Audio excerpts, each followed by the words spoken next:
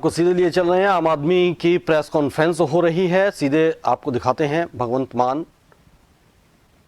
साल बाद अगर प्रधानमंत्री को मंगलसूत्र के नाम पे वोट मांगने पड़े, ये शर्म की बात है। शर्म की बात है।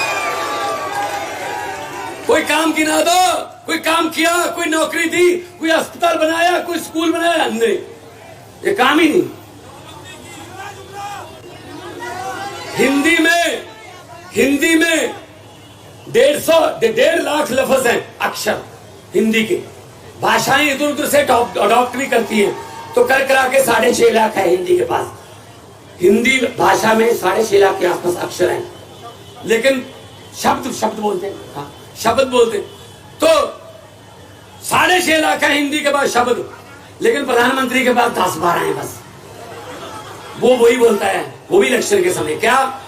हिंदुस्तान, पाकिस्तान, मुसलमान, कब्रिस्तान, शमशान, मंगलसूत्र, गाय, भैंस, बकरी, बस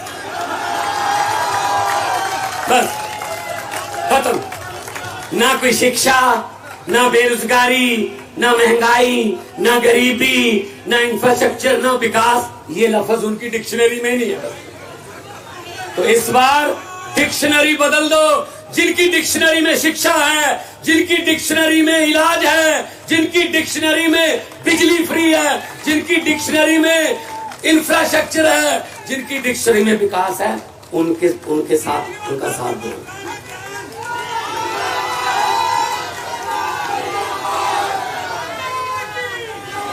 मुझे पूछा गया पिछले दिनों एक टीवी इंटरव्यू में मुझे कहा गया कि हम आपका नाम लेंगे कोई किसी पॉलिटिशियन का, आप उसी समय उसके बारे में कुछ भी बोल देना जो आपके मन में आता। मैंने कहा बोलो।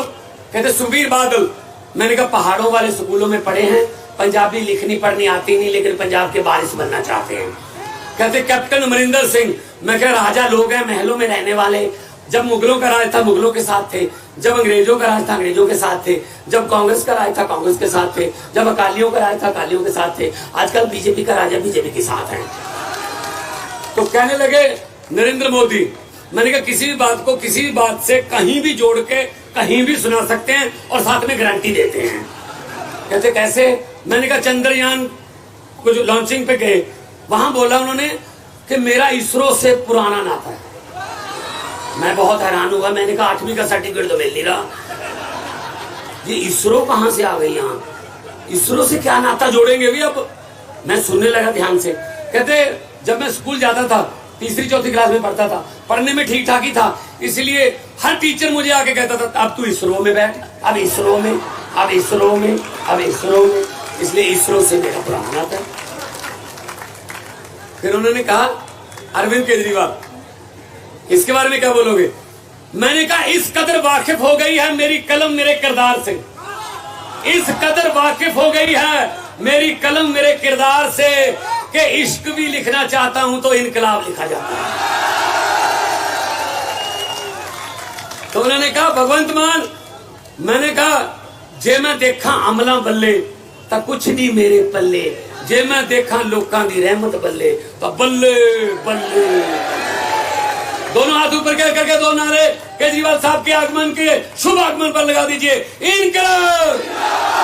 ये साथ में दफ्तर है, इनके शीशे हिला दो, इनके दोनों थोड़ा और जोर से। इनकलाब, इनकलाब, भारत माता की वंदे, बोले सोनिहाल।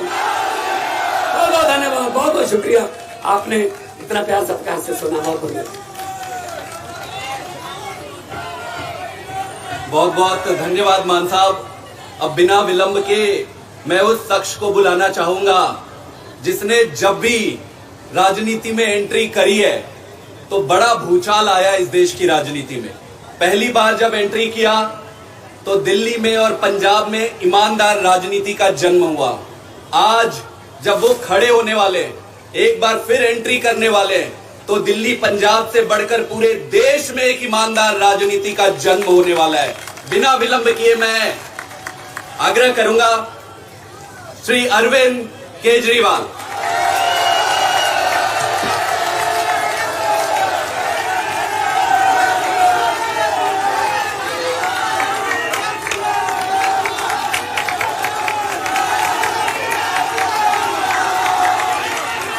भारत माता की, भारत माता की, इनकलाब, वंदे वंदे।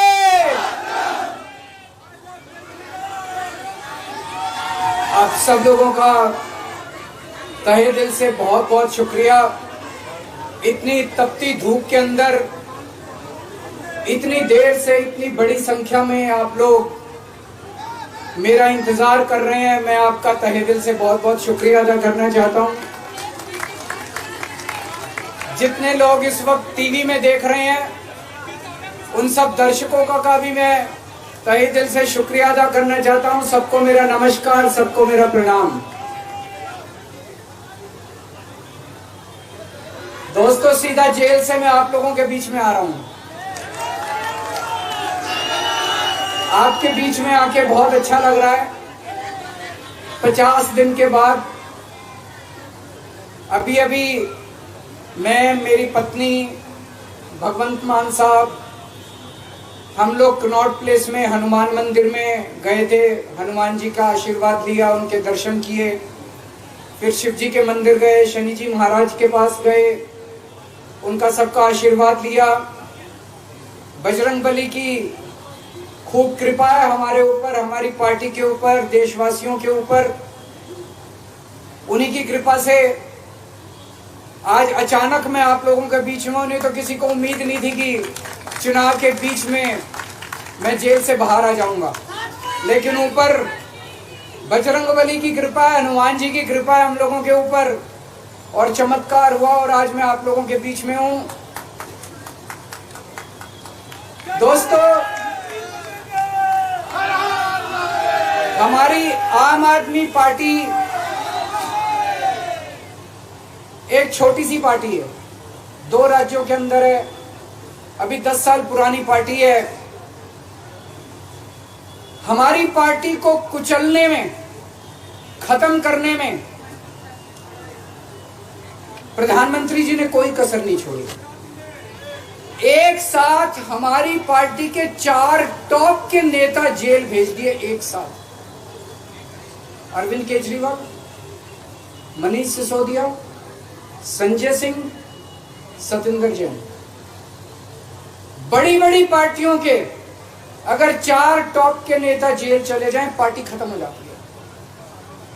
आम आदमी पार्टी के 4 टॉप के नेता इन्होंने जेल भेज दिया। उन्होंने सोचा कि पार्टी खत्म हो जाएगी, लेकिन ये पार्टी नहीं है, ये एक सोच है। जितना ये खत्म करना चाहते हैं उतना ये बढ़ती जाती है, उतना ये बढ़ती जाती है। ये क्रश करना चाहते हैं प्रधानमंत्री जी आम आदमी पार्टी को। जो लोग मोदी जी से मिलने जाते हैं, वो कई लोग हमें भी जानते हैं, वो बाहर आके हमें बताते हैं कि आपके बारे में सबसे पहले मोदी जी से जो भी मिलने जाता है, सबसे पहले वो केजरीवाल की और आम आदमी पार्टी की 10 से 15 मिनट बात करते हैं। उनको कहते हैं कि आने वाले समय के अंदर आम आदमी पार्टी ही देश को भविष्य देने वाली है। वो खुद भी मानते हैं। इसीलिए वो चाहते हैं कि आज ही आम आदमी पार्टी को बढ़ने से रोका जाए, इनको कुचल दिया जाए। ये तानाशाही है। अगर उनको लगता है कि आम आदमी पार्टी आने वाले समय में बीजेपी को चैलेंज देने वाली है, आप अच्छे काम करो, आप देश को भविष्य। ये दवाई और बेटा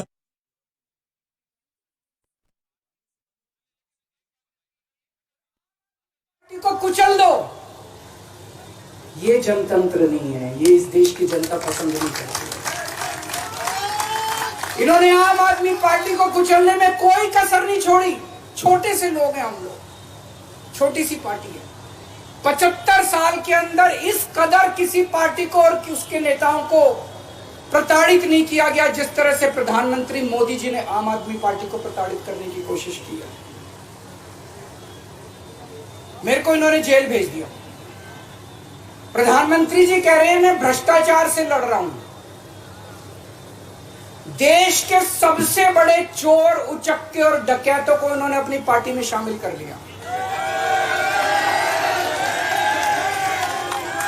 जिन लोगों को 10 दिन पहले मोदी जी कहते थे 70,000 करोड़ का इसने घोटाला कर दिया, थोड़े दिन के बाद उसी आदमी को अपनी पार्टी में शामिल करके किसी को डिप्टी सीएम बना देते हैं, किसी को मंत्री बना देते हैं और उनके सारे ईडी और सीबीआई के मामले खत्म कर देते हैं और कहते हैं मैं भ्रष्टाचार से लड़ रहा हूं। मैं मोदी जी को कहना चाहता हूं, भ्रष्टाचार से अगर लड़ाई लड़नी है तो केजरीवाल से सीखो। प्रधानमंत्री जी, भ्रष्टाचार के खिलाफ लड़ाई केजरीवाल ने लड़ी है। 2000